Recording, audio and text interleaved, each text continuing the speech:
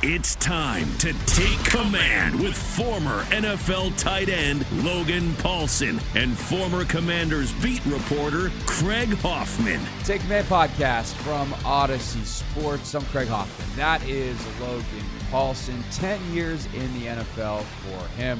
I was a reporter for 5, now host a daily talk show that you can check out on the Team 980 each and every day.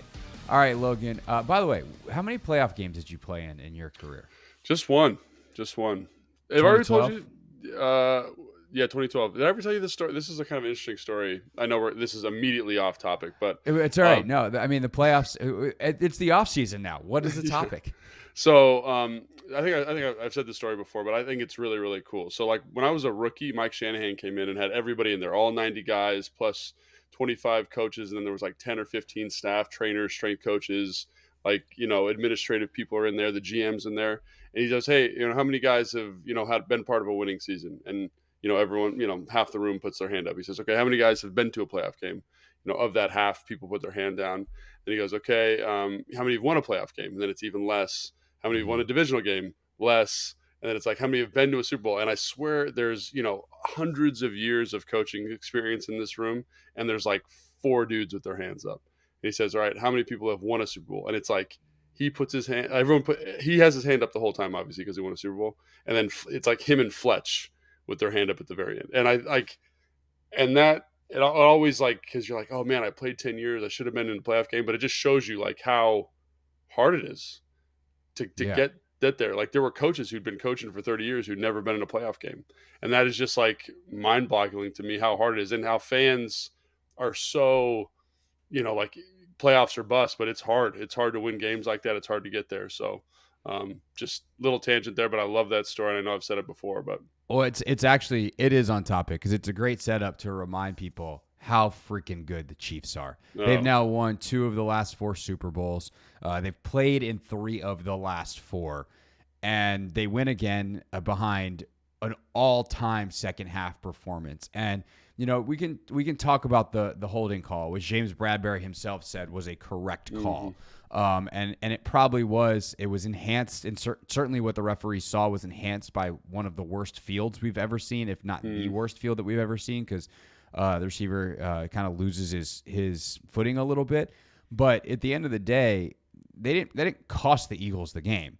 What cost the Eagles the game is the Chiefs are great, and they showed it in the second half. And lo and behold, Logan, it's relevant to Washington and a Commanders podcast because the guy who orchestrated it from the sideline was Eric Bieniemy, who they are hoping to interview for their their offensive coordinator position this week. What did you see in that second half in terms of adjustments that Chiefs made? And look, they have Mahomes and Kelsey and great receivers, and Andy Reid obviously is one of the great offensive minds in the history of the league. But Andy was quick to credit EB, and certainly it is a conglomerate effort. So what were the changes that Bieniemy and that staff made to turn things around and make them basically unstoppable in the second half? Yeah, I don't know if there was any I just like the general game plan. I mean, everyone's talking about the Philadelphia defensive line, how they're going to come in and wreck the game, and you see them kind of the Kansas City Chiefs approach with a conservative air about them. That they run the football a little bit more, short intermediate passes. They're very reluctant to push the ball down the field. When they do push the ball down the field, it's off of play action. They get to that screen game, which you could tell Philly was ready for. But I just love the chess match. And the other thing I loved is like on the 2 touchdowns, the one to Kadarius Toney, the one to Sky Moore, you could tell they had an understanding of some of the philosophy and defensive limitations of that philosophy in the red zone, specifically within the 10-yard line. Like he understands that, or whoever is calling that, Reid, Bieniemy, who's ever designing that when we short motion this receiver, we've had this high tendency to be running across the formation. Let's run a little snag return. They botched the pass off twice in a row, kind of on subsequent series, and I just think like that is that's awesome. That's awesome game planning. That's awesome coaching. And the other thing that's really interesting about it is you see kind of in high definition what Scott Turner's offense was supposed to look like, because they ran concepts like this. They ran plays like this, but you also see kind of the little nuanced, detailed coaching, like the positions of the receivers, the tempo, the energy with which they run stuff. And I think that offense is sick, but also like I think it's when you look at that offense, you say, man, that offensive line is a top 5 offensive line. They've got enough skill position players, and they've probably got the best quarterback in the NFL. So as much as you want to say game plan's a big feature of it, and it is, it absolutely is, like they've got the horses to make that thing go. Yeah, it's a good game plan that's elevated by supreme talent, but it's also elevated by another element of coaching, and that is teaching. They are so fine and precise in their executions, and frankly, both of these teams are. I mean, what can you say about the Eagles, man? Like, someone had to lose that game because it's Super Bowl and they can't end it in a tie. And 38-35, like, the Eagles played an incredible game all around. Both teams hit. I mean, both defenses, it's not like they played poorly, even though they gave up a ton of points. Like, these teams were fast, they were physical, they hit. They made solid tackles. Like, just you have great players that are well coached, and that's hard to defend when you have that level of precise execution. And you have two coaches in Steichen and Bieniemy, and obviously with help from Sirianni and Reed and the rest of their excellent staffs, that really put defenses in a bind.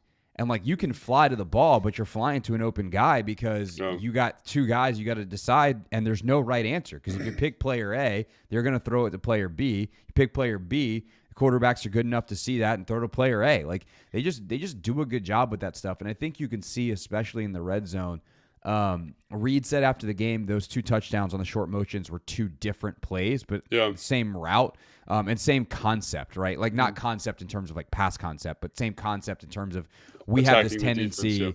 We know that they're going to try to do this one thing, play it a certain way, and we can manipulate that.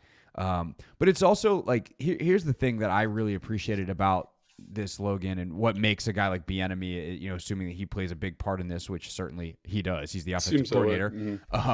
You know, it makes him so appealing in Washington. The Kadarius Toney version of that play, the first one that they run, there aren't 10 guys in the league who can make that cut like that. Like everyone can make it, but with the clean, like, in out agility, the pace at which it happens, the crispness of that cut at the speed that he runs. There aren't 10 guys in the league. Like, that's a Tyreek Hill. That's a Kadarius Toney.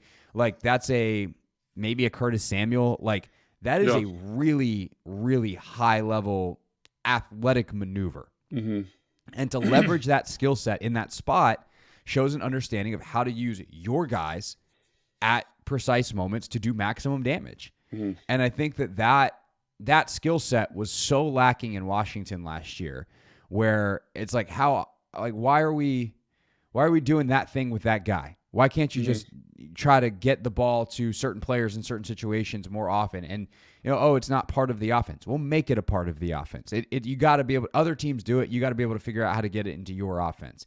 And I think that skill set of maximizing the players' talents on the field, and by the way, that includes the most talented quarterback to ever play, is an incredibly appealing thing to have as your offensive coordinator, and thus why I think most Commanders fans are probably licking their chops this morning, assuming that we get news. And who knows, we're recording this Monday morning. By the time this comes out, there might be an interview scheduled with Eric Bieniemy. Yeah, I mean, I think there's definitely going to be interviews scheduled, but my question that I've been kicking around is like, do you leave KC, you know, if you're him? Like, and I understand, like, there are advantages to leaving, right? You get kind of out of underneath Andy Reid's shadow and all of this speculation that he's really the driving force behind everything. But I also think you see, you know, we were talking about this before, you see the value Andy Reid places on Eric Bieniemy by the way he talks about him after the game. You see, you know, after that holding call, Mahomes is running to Bieniemy. He's not running to Andy Reid for the consultation about what the next couple plays are going to look like. So if you're him, do you say, man, I want to go build my own thing in Washington? Or are you kind of saying, man, I could be a part of the greatest dynasty ever in the history of the NFL? And I don't know. I think they're going to make it very, very tough for him to leave. I know one of the reasons that he's even considering interviewing here is because of the Andy Reid relationship with Ron, probably. But man, like, he has everything you want there. You have the best quarterback in the NFL. Like, as much as you want to say he's a smart dude, he's going to be able to come here. One of the things that coaching at the high school level has shown me is at some point you need players. You need guys to make plays for you. And And do we have enough of is there enough of a draw here? Obviously, from a skill position standpoint, receiver, running back, tight end, right? There's some very, very interesting pieces. But is Sam Howell a guy that draws you in? I don't know. It'll be really interesting to see how this interview process goes for him. But, I think after watching it, because, I watch a lot of film at Kansas City, but watching the, all 22 or watching the TV copy, you see how involved he is. He's got his own sheet. He's obviously calling plays or he's making recommendations. I love the Patrick Mahomes thing like that. That's who he's talking to in between series. So it would be exciting to get him here for sure of the candidates that they've interviewed. But I just don't know if this is an opportunity that's super appealing. Like, when compared to Kansas City. The other comparison, though, Logan, is Baltimore. Because there's two questions. Stay or go, right? It's like a flow chart. Stay or go. All right, here's the benefits of staying. Here's going. I can be an OC. I can be a play caller. I want to be a head coach in the future. It seems like I'm not going to get that opportunity as long as I'm under Andy's shadow. Can I go somewhere and build my own thing, have a little more autonomy, maybe get a pay bump because I'm a play caller, whatever. And it does seem like Andy almost – like the praise is – like they would love to have him, obviously. But I do feel like the praise is on some level like, hey, someone hire this guy. Yeah. I was gonna say that too. So I think there's that. So the stay or go flow chart is one element of it. If he stays, then that's the end of the flow chart. He stays. If he goes, then it's where does he go? And the two places that are after him are here in Baltimore. Yeah. And if you're comparing situations, they're kind of polar opposites, because DC, you have tons of skill position, very little proven at quarterback. That way the Sam Howell hive doesn't get on me here. Sam could be great, but he's thrown 19 NFL passes. In Baltimore, the skill position is not want to say bare, but it's slim. Like Devin Duvernay and Mark Andrews are not very really specific. Not really getting you super excited. And maybe Andrews is, but respect to your tight end brethren. But yeah. There's not a lot there. The running back position is like solid, but not amazing. Dobbins is a very good back. But you have Lamar Jackson. And so as a guy who's like built obviously around an incredibly unique skill set in Mahomes, what could you do with Lamar Jackson? I think that's probably very appealing. And it also comes under a non-offensive head coach. Harbaugh is a special teams guy. Or was a special teams guy in his previous life. So he doesn't necessarily have as big of an impact as Andy does, obviously, and that's something that Bieniemy is said to have wanted, is to be under a defensive head coach or at least a non-offensive head coach. And so obviously he's got that in DC, but the skill position versus quarterback situation, which are probably the two most important things you consider with an offense. Well, then I'll ask you this too, though, because you know that Baltimore O-line pretty well. Like, would you rather have kind of the blank slate to build that you have here with lots of money and a guarantee that that's a place that they're going to invest? Or would you rather have what they've got in Baltimore? And you can obviously let us know what they have in Baltimore. Yeah, I think Baltimore is a really interesting situation. Obviously, they've got Ronnie Stanley, who's one of the best left tackles in football when healthy, kind of negotiating that ankle injury the past 3 seasons. But, this year when he did played very well. Powers is a free agent, the left guard. Obviously, they drafted Linderbaum in the first round at center. And then, Morgan Moses is their right tackle, and he played really, really well this year. So that group is very, very talented. I don't know. They're definitely not top 5, but maybe a top 10 group kind of. And when compared to Washington, you say Washington's got a little ways to go. I will say that group is older, right? So you kind of say to yourself, like, how long can they keep the band together there? They do have some young, they drafted the kid from Minnesota, Daniel Falele, who will probably be the heir apparent at right tackle at some point. So they got some pieces that get you excited. They'll probably they draft an O-lineman every year. They're going to draft another O-lineman this year. That's a priority for them. They have a really good defense. And so for me, in terms of rosters and where you're at, like they're a receiver away, and I think that even when you look at Bieniemy and what he's done with Andy Reid and what Andy Reid did with like Alex Smith, for example, where they were like a 13 personnel, 21, 22 personnel team. They didn't really rely on the receivers that much. And they were able to make that offense cook in a really dramatic way. Obviously, Alex Smith is more of a facilitator than Patrick Mahomes, but I do think that that's something that he has experience with and he's done. So you kind of say to yourself, like, which, they have to.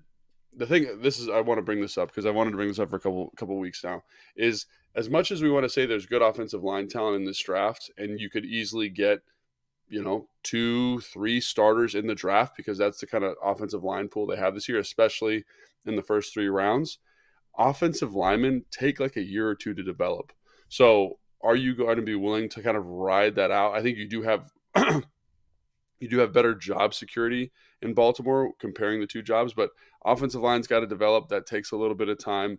Receivers tend to hit the ground running really, really nicely. So I think that that's another thing that I would say the job security is better. You have a quarterback, which is like a huge thing, right? And then, you're relying on a piece to develop that traditionally has developed very quickly. So if I'm an offensive coordinator, I'm probably taking the Baltimore job, but I do think it's important to note that they haven't re-signed Lamar Jackson yet.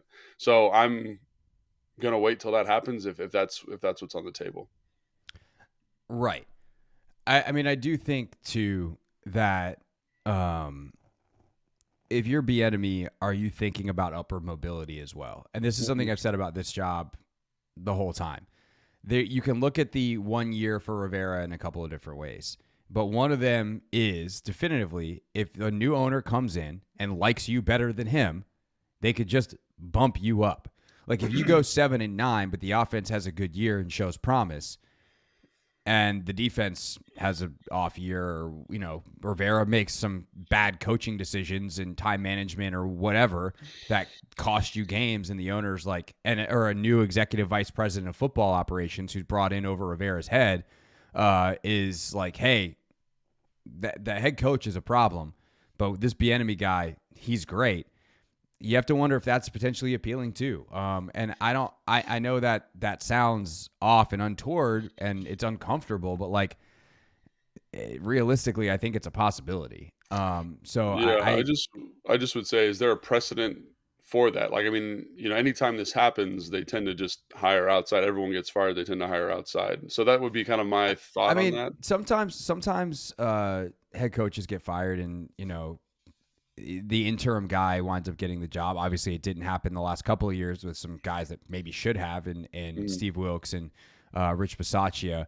But a new ownership group is, kind of a different wild card in this situation where it's like, and Bieniemy's a known name, right? Like Bieniemy, like would he be handed the job? No, but would I expect him to be in the mix potentially? And certainly, I would expect him.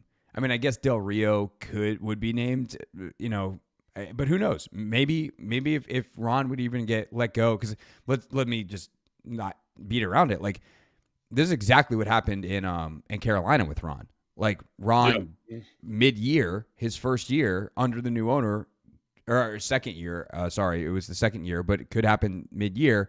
Gets let go, and someone's got to step up in the interim.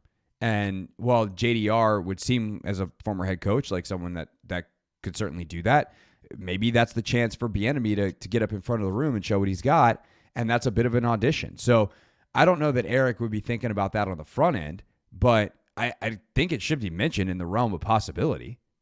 So this is what I would say.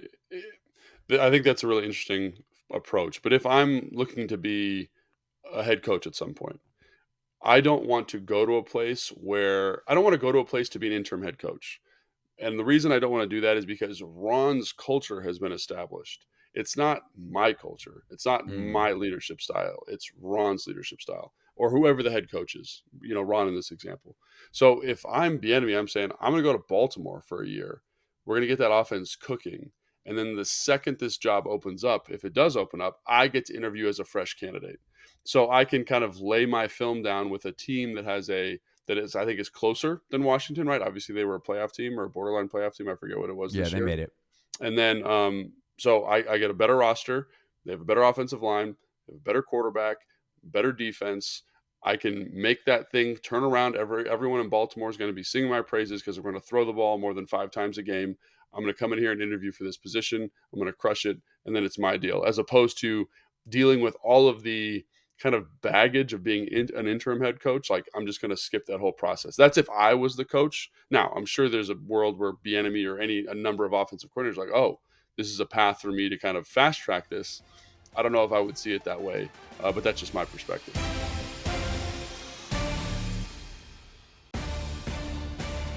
Take Command podcast from Odyssey Sports. I'm Craig Hoffman. That is Logan Paulsen. Make sure you're subscribed wherever you're listening or watching right now to get each and every episode as soon as it's available. And Logan, talking about the choices that coaches have, like Bieniemy, of whether they come here, whether they go to Baltimore, and the ownership situation lingering over all of that. It seems like some ownership groups have certainly started to make potential moves for the future, even though they don't have the team yet. Sean Payton was on Adam Schein's show on Mad Dog Radio on Sirius XM and had some really interesting comments about being approached by potential ownership groups. Was there ever a thought about going back to New Orleans? That was out there. Yeah. And look, it's a trickier one because it involves someone that I've hired, Dennis Allen, and we've worked together on 2 different stints.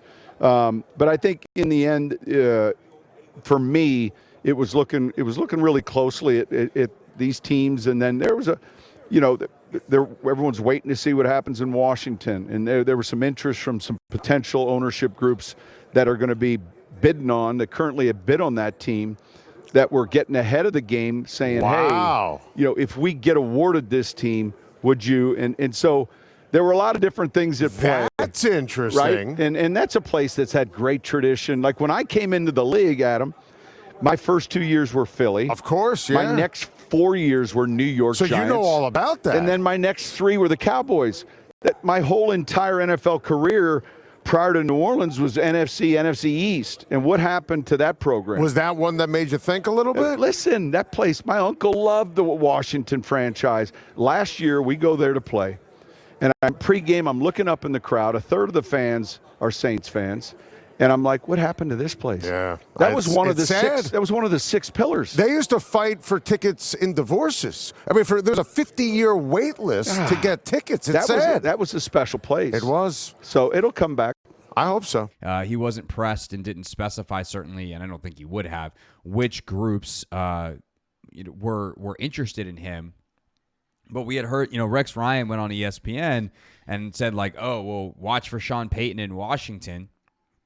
And then you learn, I think Rex Ryan was interviewing with Sean Payton potentially for a DC job in Denver. Like, there's certainly a relationship there, and you don't have to, be a Sherlock Holmes to figure out why perhaps Rex was saying those things on ESPN a couple months ago. And then because Sean now says it himself out loud.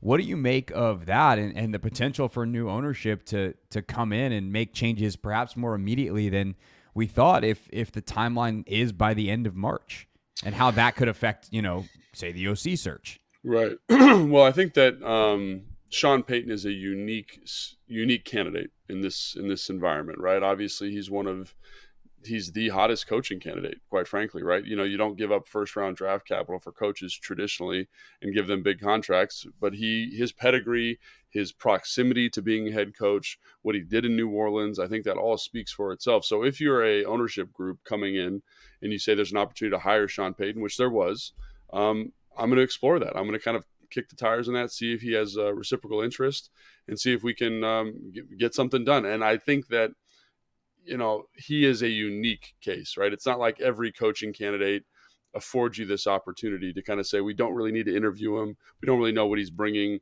What Sean Payton is, what he can do, what he's done, and how he's handled that responsibility. Like, his resume is outstanding from a coaching standpoint. You look what he did in 2021, when his last year coaching in New Orleans, and what he did with Jameson Winston, what he did with that whole offense, and like the drop off in New Orleans just because he left. And I'm not saying it's entirely because of him, but I think it's a big factor. So I would say that I'm glad that the ownership is thinking about that. I'm glad that they're looking at the most kind of the safest head coaching hire and trying to explore that, trying to get him here. I think that's the right thing. I don't think they're doing that with multiple candidates at the moment. I mean, there might be another guy. I'm trying to think if there's anybody else that would even fit that kind of bill at the moment. He's just such an obvious guy, so that doesn't surprise me at all. I think the thing that surprised me about the clip we just listened to was that he seemed to have significant interest in coming here. And I think it's interesting that, when you talk to Ron, like Ron, people come here because they're a fan of the team. And you can hear the kind of the reverence Sean Payton is using to talk about the Washington football team, the Commanders. And I think that that's really cool. And I think that it kind of makes me think that this job is more appealing to that kind of older coaching tree than I initially thought, just hearing kind of him talk about it, and kind of, comparing that with how Ron talks about the organization at the team. And for me, who's a younger kind of bring into the organization, the organizational culture, like you forget that this place was the place for a very long time. Like this was the team. This was like America's team, quote unquote. And I think there's a soft spot for a lot of those older coaches. Yeah, I mean, all that stuff was super real in the late 80s, early 90s, and obviously before that as well, but especially, Gibbs 1.0 and the 3 Super Bowls. RFK was as good as it got. It was a dump, but it was our dump kind of thing. And, that's before my time as well, certainly my time in D.C., but, the reverence that older fans and older NFL people have for this place, and it's just been ruined. Like, the ownership here has ruined it. And there's a lot of contributing factors and decisions and other people that have been accomplices to that, all under Dan's ownership. But with him selling, like, there's major appeal. And, like, someone like Josh Harris, let's say, who, according to multiple reports, first one by The Athletic, toured the facility last week. Like, he is a probably mid-50s, early 60s. I can look up how old Josh Harris is. But, guy who grew up in Chevy Chase. Like, he's of that generation who knows what it was like and grew up here. He was born in 1965, so he's late 50s. Like, he knows what it can be. Like, there's a reason this has been called a sleeping giant. And I think that the idea of being, for someone like Sean Payton especially, the idea of being the guy who saves it, the guy who brings it back to that level, who fills FedEx and, whatever stadium is next, is super appealing. I will ask you this, though. If you're Ron, how ticked are you at Sean Payton Day? Like, dude, shut up. Like, why are you sharing that in a radio interview about my job? I mean, I don't know if I'm pissed. Like, again, like, this is just maybe because I'm like a calloused NFL dude. Like, I'm operating under the assumption, like, if I'm Ron, that they're looking at candidates, specific candidates, not every single candidate. They're not interviewing, 100 people, but there's, it's like, this is my thing. Like, when I was playing here, if like Greg Olsen is available for trade and he's going to come here, like, I'm going to get cut. And like that's just how the NFL and sure, football but isn't works. it different when it's players versus coaches? Like, I know it's still human beings, and you're still like, hey, man, that's my job. But if you're a coach under contract, like, I do feel like the culture is a little different around player movement versus coach movement. So in this situation, I don't think so. I don't think, because he's taken another job, right? He's taken, you know what I mean? If he's still actively deciding where he's going to go and he brings that out, then I'm like, oh, like, this is a little bit gnarly, because then the fan base gets involved. Then, there's certain people that become decision makers that can get swayed by kind of populist opinion. And so, but the fact that he's made his decision, that he's in Denver, that he's not coming here, I think is, I'm okay with that. Quite frankly, if I'm Ron, I'm like, I would assume that they would have interviewed him. It's cool to hear that they actually did, but I was kind of like, it'd be nice if they could get an interview or kind of entice Sean Payton, because he's the number one coaching candidate. But if I'm Ron, I have to, like, on some level, be aware that that's a possibility. See, like, I don't know that. I think we can do that. Ron better than I do, but I don't think Ron Rivera sees himself as second to anybody. Like, I don't think. I mean, he certainly respects Bill Belichick, Sean Payton. Like, it's not like he's like, oh, I'm so much better than those guys. But I think Ron sees himself, he's like, I'm a bona fide NFL head coach. And what do you mean you're looking for other people? Like, this is my team. And we are, in his mind, we're on the right track, and, all the things that he says. So I I don't know. Maybe, but I would think that Ron is probably not psyched with Sean Payton coming out. One, I would say Sean Payton coming out and saying it, but two, like I would be a little unsettled, in that ownership groups and I maybe because it's Sean Payton, I go, hey, I get it. They're sniffing around. I'd assume they would talk to me first. They can't right now because I work here. Sean Payton was working for Fox. Like you can talk yourself out of it pretty easy. But the fact that ownership groups are sniffing around and like I'm trying to build a team and we know how much Ron hates distractions. I would think that Ron Rivera was not super pleased that stuff came out and that it came out because Sean Payton just gave it up in an interview, not even asked about it. Well, I will say that Ron, I don't know this for sure. I haven't talked to Ron about this, but you have to know. You have to know what's going on here. Like I'm a player. I was a former player. Like we're media people. Like you look at the team, you look at the trajectory of the team over the last couple of years, and you say they're kind of in the same spot as when he first got here. As painful as that is, as much as I like Ron, like he has to know that there are people that are kind of stomping the table. Leadership, fans, whoever it is that say like we need to make some type of change here. And right or wrong, people talk about the coaching cycle and how it's 3 years, all this kind of stuff. But he knows, all those guys in there know that they're not ignorant of what this looks like and what this business is. So I as much as people say Ron would be mad, like if I'm Ron, like I'm doing some self-reflection this offseason and say we need to be better, right? We need to be better as a team. We need to be better on offense, need to be better on defense, whatever. And one of the things about being better is that there is room for someone else to come take your job. And so as much as it is kind of painful and as much as I think Ron believes in himself, I think that, you got to be realistic sometimes. And I think this is an opportunity for him to be a little bit realistic. So, like Sean Payton was the number one coaching candidate. People gave up a lot of stuff to get. They gave up a lot of stuff to get him in Denver. So it's not surprising to me that they kicked the tires on Sean Payton here. And I think that that's just good process if you are an ownership group coming in. Yeah. Speaking of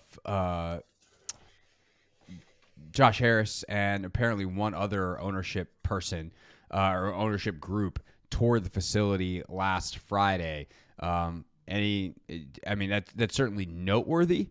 Mm-hmm. But any other big takeaway from that at all?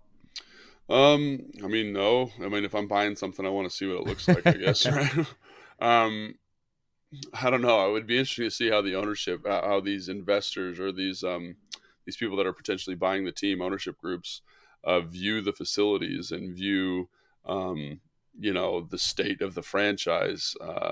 Because like I know when I was playing there, like they were pretty adamant about not showing the players the facility till like after they'd showed them around the community quite a bit. So I just wonder how they feel coming in, having not been around a whole bunch of other NFL facilities or what their process looks like. It'd be interesting to kind of be a fly on a wall. Well, someone like Josh Harris is the owner of the Philadelphia 76ers, the New Jersey Devils. He was pretty involved in the Denver sale and then got beat out at the last second by the Walton family. So I would assume that he has, as the Sixers owner, been to the Eagles facility and certainly knows what the Sixers facility looks like. Right. As the owner of the Devils, perhaps he's been across the way to the Jets or the Giants facility and knows what those look like and did some due diligence before the Denver stuff. And I don't know whether he toured their facility. But he certainly has YouTube too, and there's all kinds of facility tours on for NFL things on YouTube. So I would assume that he probably walks around and is like, "Man, we got some work to do here. We're gonna have to upgrade. This isn't good enough. This isn't up to the level." I mean, if you've been in the, I've seen some videos and seen some footage from the Sixers weight room over the years, like. If you're used to that and you see the Commanders one and you're like, wait, y'all train 90 guys out of here or 50 or 70 or whatever it is during the regular season, I would assume that he took a look around, took a walk, and was like, this is more expensive than I thought because we're gonna have to upgrade all this stuff. Well, we'll say that they have upgraded the facility a little bit over the last 5 years. They have like that recovery room. Definitely. They've got like a lounge for the players now, which wasn't there when I was there. They have, float tanks. They are kind of moving in that super kind of, in a more modern direction with the stuff. And that process started when I was there. So, 15 years they've been working on it. But yeah, I do think, and also, it's important to know, like, basketball stuff tends to be a little bit nicer. There's less guys. You can get nicer pieces of equipment because you don't need, when you are training 90 guys, you can't buy 50 Kaisers because Kaiser is this very expensive piece of equipment that takes up a lot of space. With a basketball team, you say, we buy 5 Kaisers because we have 20 guys. We can just cycle them through, right? The paradigm for football, especially NFL locker rooms or weight rooms compared to other sports, is very different. But your point is valid. Like, the offensive line meeting rooms in the cafeteria, like, that's not a usual thing. Right. Well, and the other thing is, like, space. Right. That's what I'm saying. Right? The limitation that they have here is space as much as anything. And I will give Dan and whoever else is making the decisions, like, the credit. They have upgraded the facilities massively over the last decade. And then I've seen the recovery room and all that kind of stuff. But, like, part of the reason they can't have 20 Kaiser FTs here is they don't have the space for 20 Kaiser FTs. It'd be their entire weight room.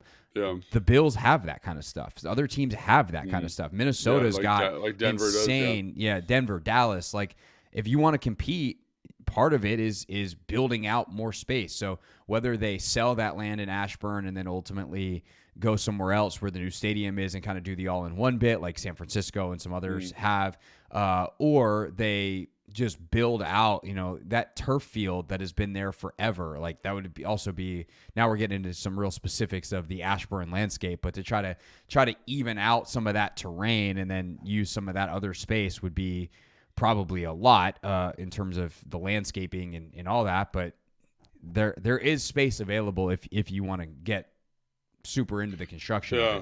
So, the biggest thing for them is, like, can they literally extend the building to create more space, and can you do it in a way that's not disruptive during the season as well?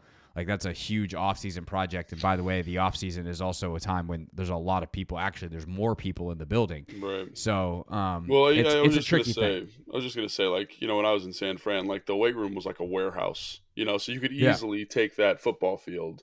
Yeah. I don't want to say easily because I'm not an architect or, a structural No, but engineer, it seems like you could. You could just put a building down there and just be like, hey, this is our new weight room. And then that weight room becomes your offensive line meeting room, which would be great. You know what I mean? Just in terms of maximizing space there. So there is a path to it. It's just about, like, it is an investment for sure. Right. Well, we know that turf field that we're talking about. There's this famous, for those that don't know, there's this AstroTurf, like, literally old school AstroTurf field that is down by the other 3 grass practice fields. And we know the concrete's already there because that's what's underneath that AstroTurf. It hasn't been used in a decade. You never practiced on that field, did you? I did. I practiced on it. Oh, yeah. Okay. This is like common knowledge, right? Like, so yeah, we used to do practices in winter on there, right? And Mike was pretty much like, we need an indoor facility. And so we used to do, like, walkthroughs and stuff at the, Lifetime Fitness on the basketball court. And we did a couple walkthroughs in Dan Snyder's airplane hangar. And Mike was pretty much like, we can't do this anymore. And then we would practice on that turf every once in a while. And I was like, I've never felt so uncomfortable practicing football because I'm like, I'm literally going to tear my ACL if I put my foot down too hard on this. Because it's literally like running routes full speed on your carpet with, like, turf shoes on. It was unbelievable. Yeah. And the other thing it's famous for is lots of deer poop. Deer poop. And then this is a gross story, but when I was a rookie or right before I got there, we had, like, a big rain, and Casey Rybach, because that field was like flood runoff, and he went out and swam in the turf run, flood runoff. So yeah, obviously not like the best piece of equipment in the NFL, but fun stories. But a legend nonetheless. Yes, that's right.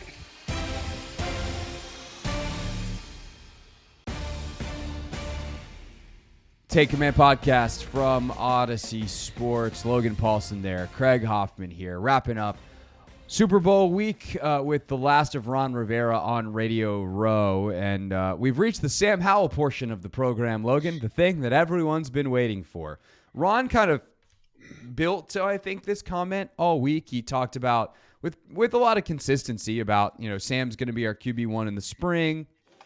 Want to bring a veteran in, but I felt like this was his most clear-cut explanation of where he is on quarterback, thanks in part to good questioning from Mike Florio at Pro Football Talk. Now decisions need to be made moving forward. How much of Sam Howell's performance in that final regular season game helps you decide on what the path at the position is for 23? Well, to answer that, Mike, the biggest thing we decided is he will start off as QB1. He will most certainly get the first opportunity. We go into OTAs and minicamp, he'll be QB1. He'll fight for that position. We'll give him every opportunity to earn it. And we'll see what happens once we get into training camp and through it. And just so I understand what that means, because we've got, I think, an unprecedented quarterback musical chairs coming in free agency. You're not in that this year. No, you're out of it. No, I think the biggest thing is, is we have to find a guy to come in that's going to compete. But in terms of finding a guy that you're going to have to spend a lot of capital on, no, we're not looking for a guy we've got to spend a lot of capital on. We're looking for a guy who's going to come in and compete first and foremost. So exact opposite of last year when you guys called every team literally, which was smart. Let's find out who's available.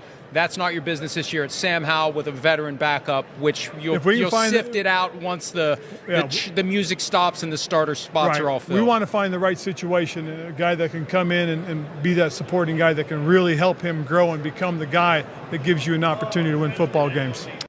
So, Logan, to me, I think the interesting part of that is not just the clarification on Sam, but to me, the actual giant clarification there is what they're looking for in a backup. And by the way, I don't think what he said eliminates Taylor Heineke at all. No. It just says we want a guy who understands he's number 2 on the depth chart, and his main job is to make Sam Howell as good of a number 1 as possible. And then, obviously, if he needs to play or he just flat out outplays him, then we can have a different discussion. Yeah, I think that is that's something we kind of expected. I think, that just feels like good process at this point. Obviously, if there's like a situation where I can't even think of like an example, like this is just so outlandish, but let's say Derek Carr wants $25 million a year, like the market's not there for him. He's got to take $25 million a year. I think he kicked the tires on that. I think obviously like there are certain situations where you say, this is a better opportunity. This gives us a better opportunity to win football games. But I understand what he's saying. And it's something that I think we both kind of believe in. It's something we both have been advocating for. It's like, there's a lot of other things on the roster that need to be fleshed out. When you invest a lot of money in the quarterback position, it limits your ability to do that. I think I haven't talked to Ron about this. This is just kind of my speculative thoughts. I do think that the roster last year they thought was a little bit farther ahead of where it was. This not making a big move at quarterback gives you an opportunity to, build the roster out more, build it around a young, financially sustainable quarterback. And so this all makes sense to me. I think, while people say, oh, this is good, like that, finding that backup guy, whether it's Taylor, whether it's Jacoby Brissett, like that becomes a huge part of this offseason process. So it's not like they're not looking for a quarterback. You need to make sure you find the right guy that can win you games, that can push him. Like, I think that's the most important thing. Like, don't be content with someone who's going to just be the backup, because you are kind of mortgaging the success of this franchise on 19 throws, right? So can you get a high-end backup, low-end starter that can, like, I just think Jacoby Brissett this last year is the perfect example of what you're looking for. Get him in here, make him push him to a higher level, right? If you bring in a guy who's just the automatic number 2, like, I don't know if that's the best vibe. You want someone that's going to kind of light a fire under him, push him, mentor. But if things don't go well, if he doesn't develop this offseason, it gives you an opportunity to be like, all right, we got Jacoby here, we got Taylor here. They can play the first 5-6 games of the season, and then Sam can come in when he's a little bit more ready, or whatever it is. I'm not even sure what that looks like. But I do think that that's an important thing to understand about his comments. It's not saying we're not going to bring in a quarterback. It's we got to make sure we got the right one to kind of fit our goals moving forward. Definitely. So I've got real quick this list, and we can go through this list more in depth in a future podcast. But this is the list of free agent quarterbacks. I've got it sorted currently by number of snaps. Okay. Brady obviously retired. Jones is going to re-sign. Geno Smith is going to re-sign. Jacoby Brissett, Lamar Jackson, who knows what's going to happen in Baltimore, but likely is there at least for another year on the franchise tag. Like, that's an interesting one, just real quick. Like, if Lamar Jackson becomes available and the numbers works for you, like, that's someone I bet you that you're going to ask about him. Even though you're saying right recklessly now, irresponsible right. Not to. So, like, just to make sure that's perfectly clear. Okay, go ahead. Sorry. Dalton, Garoppolo, Heineke, Baker Mayfield, Cooper Rush, Sam Darnold, Mike White, Tyler Huntley, P.J. Walker, Joe Flacco, Brett Rippon, Gardner Minshew, Teddy Bridgewater, Trace McSorley, Kyle Allen, John Wolford, Jeff Driscoll, Bryce Perkins, Jarrett Stidham, C.J. Beathard, Case Keenum, Nick Mullins, Chase Daniel. Then you got a bunch of like Chad Henne is also a free agent. Yeah. He's always Mahomes' backup. Nate Sudfeld is available again. Yeah. And then the only other name I'll mention from like a high upside, interesting standpoint is Drew Lock, who's a free agent from Seattle. But he seems like the wrong. Like if you want a QB battle, you bring in Drew Lock. If you don't, then you bring in Jacoby Brissett.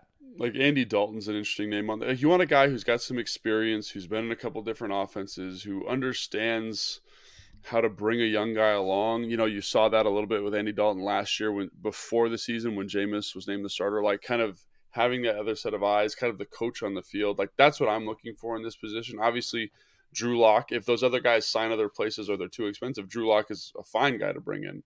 He's a little bit developmental. He's been around a little bit. You get the pushing factor, you get the motivation factor of a Drew Lock, but I also think that I'd prefer someone with a little bit more experience again for the mentorship stuff. Yeah, no doubt about it. Another guy that for some reason is not showing up on this list, but is a guy that I've mentioned a couple of times. I think is super interesting is David Blau, who was in Detroit to start David last Blau. year. It's a Hard Knocks thing, man. He was awesome in Hard Knocks, and he was in Hard Knocks preseason with Detroit. He was Hard Knocks in season in Arizona, but he played all right for Arizona when he got there, and took over for Trace McSorley. But like he is your classic backup. He is a Logan Paulsen type of player, just not the most physically gifted, but also not physically ungifted, but incredibly smart. Like a classic backup quarterback who you're not dead with if he has to play, but is super duper smart, is great in the meeting rooms, and he's 27 and he's been in multiple offenses. Like he's been in multiple offenses in Detroit. The Anthony Lynn version, he was there obviously through training camp this year with Ben Johnson. That's the OC in Detroit, right? I think I have that right. Is that right? Yeah, that sounds the Eagles right. QB coach? I can't remember. I always get those two guys mixed up. Anyway, Ben Johnson, yeah. You got that in Detroit. He then went to Minnesota and was in their system for a while under Kevin, and then he was with Cliff in Arizona, and that's just in the last 12 months. Yeah. So this is a guy that's been around a little bit, but like that's another kind of guy that's not going to cost you anything and saves you a ton of money versus like Brissett might cost you $8-9 million. It's true. So I think that is another factor. And, I don't know how many other David Blaus there are in the league, but that level of guy is also kind of intriguing. I think the one thing that is concerning about David Blau is you wonder about his ability to win football games consistently. Right. Like when you look at him was it Arizona this year? Yeah. Like you see like the pretty drastic limitations of the arm talent. There are some factors there that I think are that would make me you need someone with a little bit more juice. Well, you get what you pay for. Yes, that's absolutely right. So I do think like I'm looking for one of those top end backup, high end, like low end starter. Like I know we say that term a lot, but that's what this position requires. Because let's say it doesn't go, and again, like I think Sam did an excellent job. I think you talk to the guys in the building; they're very adamant about his development and what he's been doing, his work ethic, all those different things, right? But it might not work the way you want it to. So, what is your contingency plan? You need to make sure you got some pretty good scaffolding in place so that this doesn't totally come back and nip you in the butt if things aren't going well. All right, Monday, February 13th at 9:15 a.m. Give me your top 3 want list for guys to back up Howell. Want list to back up Howell. Jacoby Brissett, yep. Taylor Heineke, and I don't know if Andy Dalton will probably be a starter, but if he's a guy that's available, that type of guy is what I think he's eligible for this list. Like he's 35 years old and made $3 million last year. Yeah. Like that's the type of guy I'm looking for. Come in, you can obviously he played really well last year, win some games, do what you got to do. I think that's really important. I think that's the correct list. Those guys have been around. They provide some stability. Like if you wanted to do the upside play, guys like Locke and Mike White, who played really well for the Jets. Like yeah, those guys have done are very intriguing from talent or in White's case, production standpoints. But that's not really what you're looking for. And that's why I appreciated that comment from Rivera. Again, thanks to Pro Football Talk for that interview. All right. We are back on Thursday, Wednesday. If you subscribe on YouTube, typically we're able to get the YouTube video up the night of. We save the audio for the next morning, your drive to work or wherever it is, or wherever it fits in your morning routine. Thanks so much for watching or listening, and we will see you next time on Take Command. Thanks for watching this clip of Take Command. First, why don't you like it? It lets other people know that it was good, and then they should watch it too. And Logan, we have a new exclusive home for full episodes. We do. 1067 The Fans YouTube page. Go check it out and please subscribe. Yeah, do what Logan said. Do it. Very, very smart.